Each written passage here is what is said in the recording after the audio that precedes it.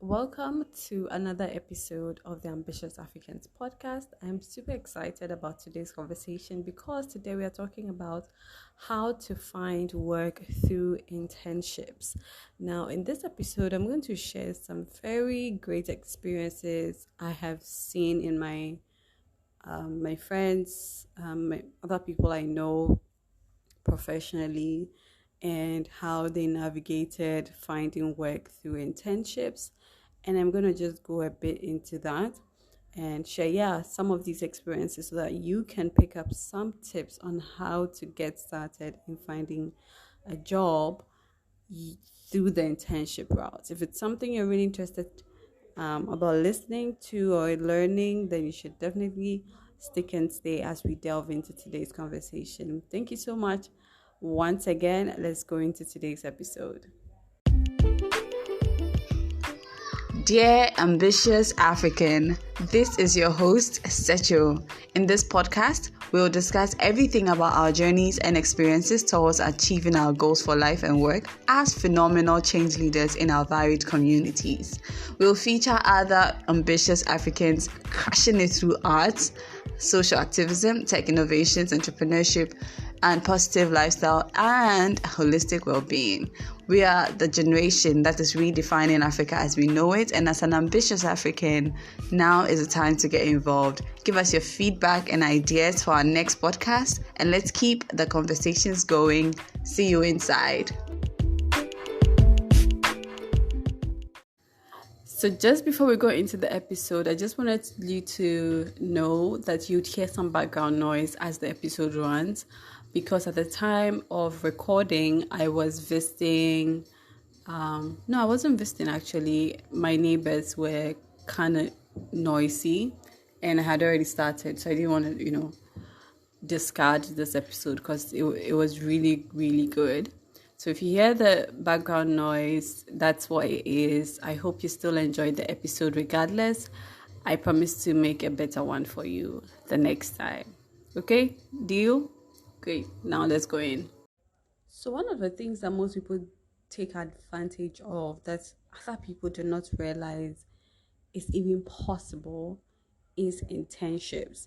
Now, I know you have heard of internships, probably in university or at some point in your life you've heard the word internship, and you've done an internship before, but you haven't really thought much about it as a strategic way to get a job. And today I'm going to try to give you some reasons why it is very, very, very likely you get a job automatically once you've done an internship with a company. I'm going to share some instances where that has really worked as a route. Now, these have been like routes that, you can use for two benefits. One, for your own benefits, you can use internships to taste and see how, a company works. Just go in there, work with them for 6 weeks, 2 months, and have a feel of how work happens there, and then use that to decide if it's something you might want to do, if it's a company you might want to work with or not.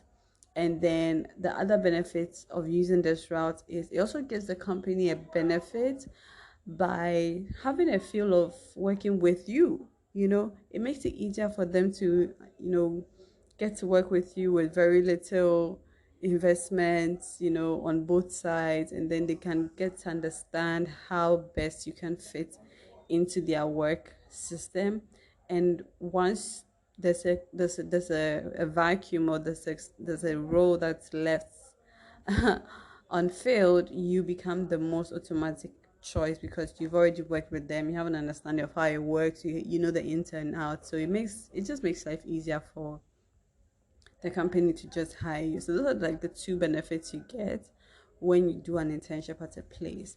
But now I'm going to show you how to strategically do it. I want to touch on why when you use internships, they are very beneficial for you, not only for you to have a feel of a company, but it's also good for your professional development. Now, before I even go into that, let me just say that no matter your age, even if you have a job by yourself, or you have a business that you run, I would still advise for you to take internships. Don't throw internships away as something that is for, level 100 students or level 200 students who want to use their vacation for something productive. No matter your age or your stage, you will still need some coaching.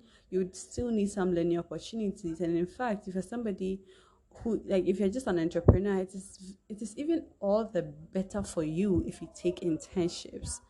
And if I wasn't working full time for an organization and I was running my businesses full time, I most definitely would take internships as my professional development route, because like I said, it's very low hanging fruit. You get to spend a few weeks with a company, you work with them in a particular department. If you're ambitious enough, you can decide to ask more of the company by saying, "Oh, I saw that they are working on this project. Can I work on it too?" And then you're just spreading your experience all over the place, and you're just having a feel of which department would work for you.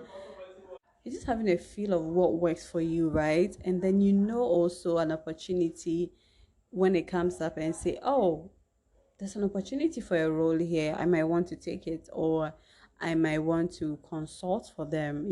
So there are different things that come to play when internships are considered, and it's such a big, big, big plus to you if you make internships like a great professional development resource that you use. um One of the ways to really enhance your internship experiences is to, just have a clear understanding of what you want to do, right? Or what you want to achieve. Do you want to make a career switch, and because of that, you're trying to see where you are dreaming about is worth the deep dive? Or you're just looking for a job because you've been home for some years since you completed school, you can't seem to find something concrete, and you just don't want to sit at home any longer because, one, it's boring, two, it doesn't make your CV look good. You need something, right? You can also take an internship. And then, of course, even if you're working a job and let's say your job has some level of remote work, you can also take an internship, like a partial internship. And these are I have some like conditions I would want you to note down for yourself before you take an internship. But I just wanted you to have a clear understanding of how internship would fit for any kind of stage you are in your life, whether you're not working, whether you have your own business, or you even have a job but then you want to just learn something new for the sake of it. Internships are such a big, big plus for you. So you must definitely consider it. So now that we have that out of the way, let me just talk about some conditions you need to, have locked down before you take an internship. Number one is, like I mentioned, know what you want to do. Number two is know what you're going to ask for when you're going for the internship. Now, most people think that when you're going for an internship, you are actually like asking for a favor from the company, but that's not true. Like, there's been a pandemic, people have left jobs, there are more people starting their own businesses. So there's literally like a lot of jobs right now. Like, literally, there's so many jobs out there, and people are looking to recruit. And so you are not the one asking for a favor, even though if it seems like it, you most likely will be doing them a favor. But of course, if you have some good skills you are bringing on the table, you best believe that you are an asset to them. But if you are somebody who's like, you're using the opportunity to be trained and things like that, then maybe, yeah, they are doing a favor. But regardless, you're still going to spend your time, your effort, and some level of your skills there.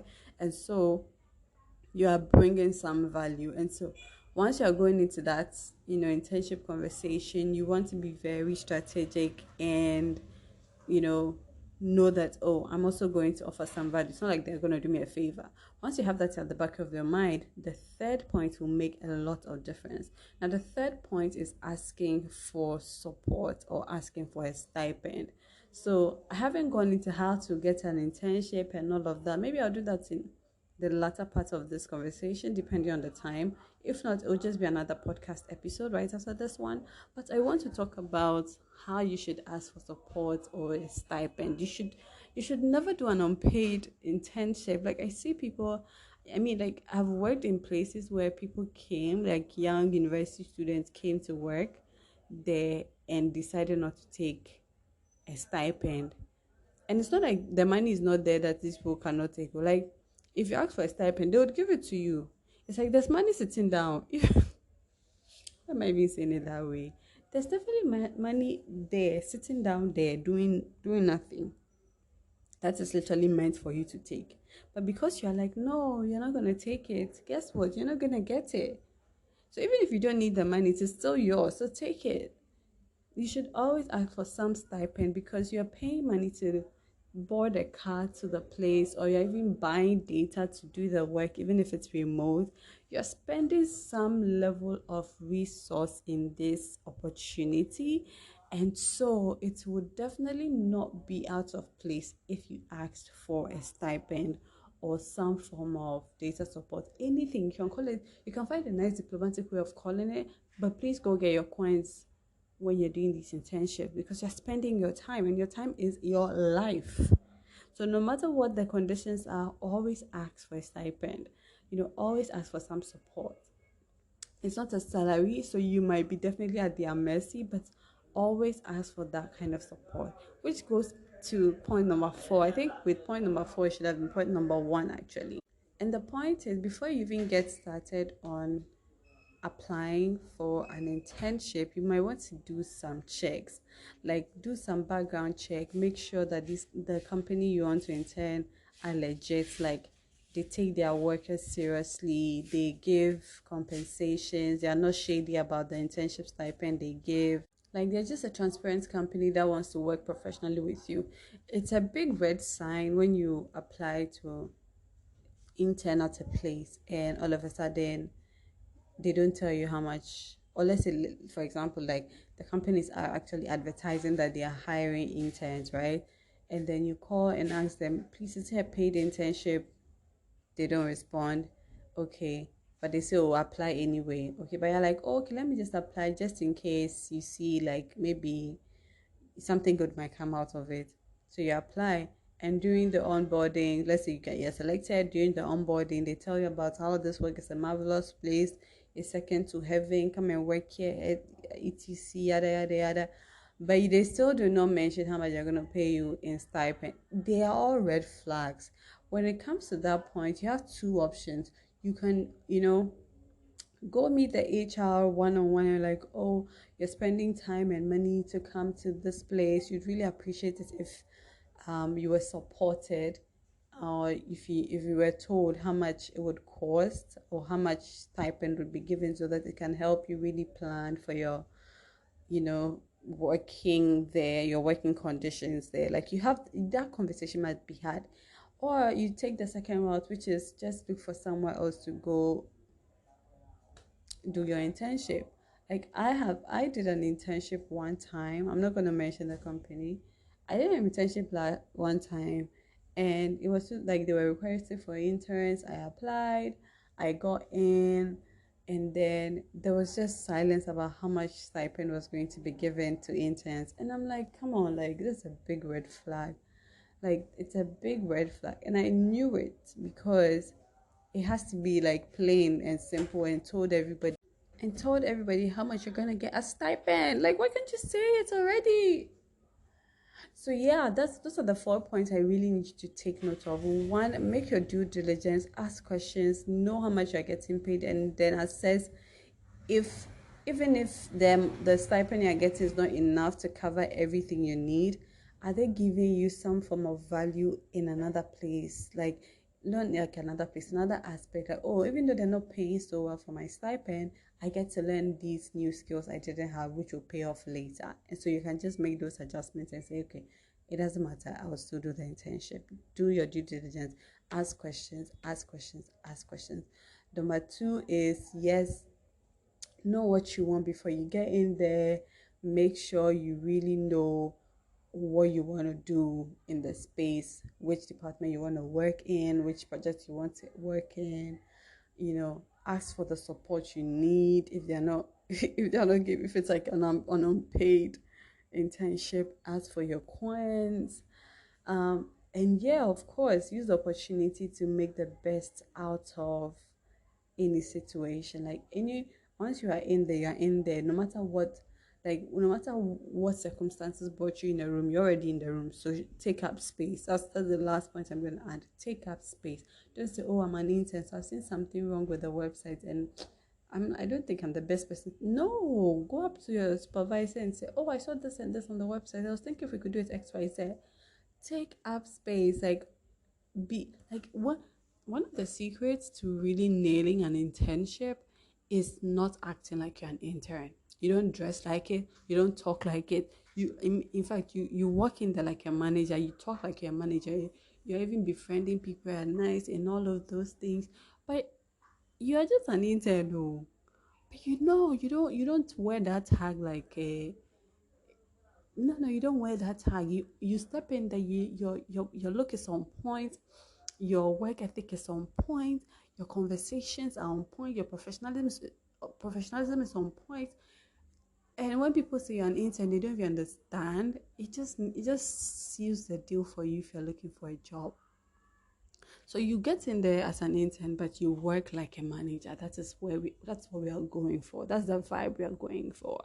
So take up space, notice things, be invested in the work, share your ideas, be committed, like work like a full-time job, even if it's an internship. So that when you leave, your absence will be felt and they will definitely call you back to offer you a full-time job, which is very likely if you follow everything I've said in this episode.